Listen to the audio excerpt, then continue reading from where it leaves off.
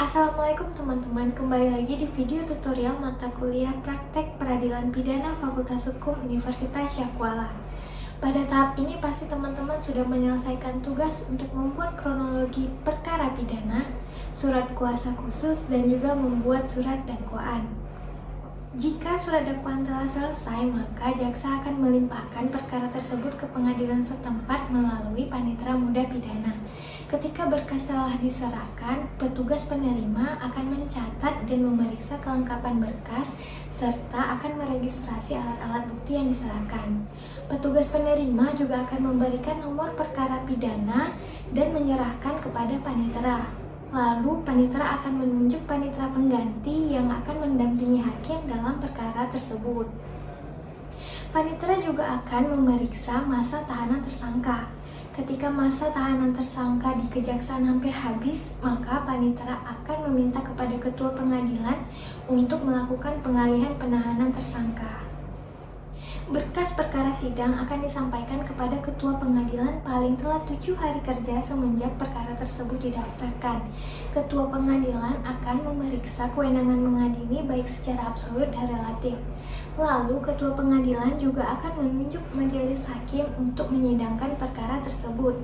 Dalam waktu 3 hari kerja, majelis hakim yang ditunjuk telah mempelajari berkas tersebut dan menetapkan hari sidang pertama.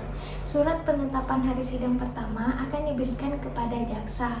Kemudian jaksa akan memanggil terdakwa dan menghadirkan terdakwa pada hari persidangan. Nah, pada hari persidangan semua orang akan hadir di ruang sidang. Maka dari itu, saya akan menunjukkan ruang persidangan pidana. 1. Karena prinsip persidangan pidana adalah terbuka untuk umum, maka ruang sidang pidana harus memiliki pintu yang hanya dijaga oleh petugas, tetapi tidak boleh ditutup.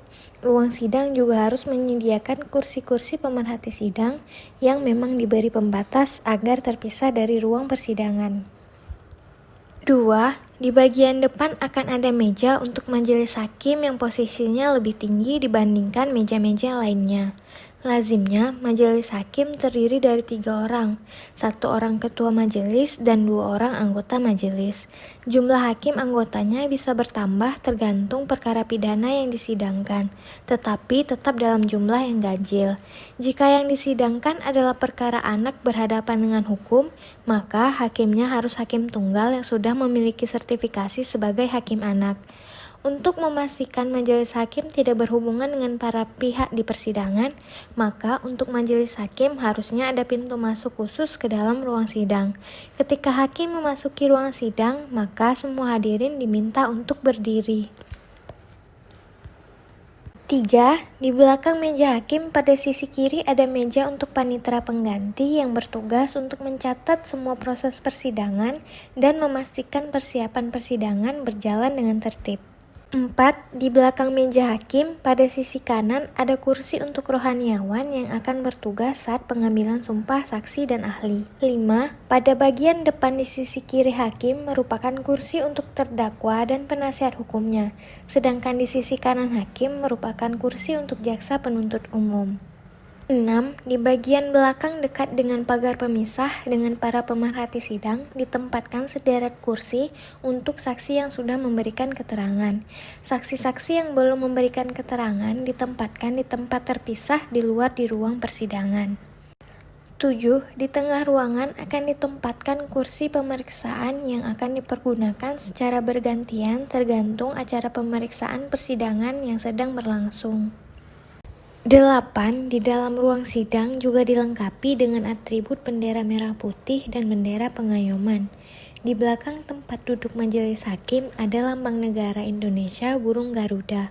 Berbeda dengan ruang perkantoran lainnya, dalam ruang persidangan tidak ada foto presiden dan wakil presiden. Hal ini untuk menunjukkan kemandirian pengadilan sebagai lembaga yudikatif yang tidak boleh diintervensi oleh kekuatan apapun. 9. Atribut penting lainnya di ruang sidang adalah palu hakim. Penggunaan palu hakim ada ketentuannya. Palu diketuk 3 kali untuk membuka dan menutup sidang. Diketuk 2 kali untuk menetapkan dan mencabut skor sidang. Diketuk 1 kali dalam setiap keputusan yang diambil oleh hakim. Palu juga dapat dipergunakan untuk menertibkan suasana persidangan dengan cara mengetukkan palu beberapa kali. Baik teman-teman, kali ini sekian dulu informasi yang saya sampaikan. Semoga bermanfaat. Sampai bertemu di video berikutnya.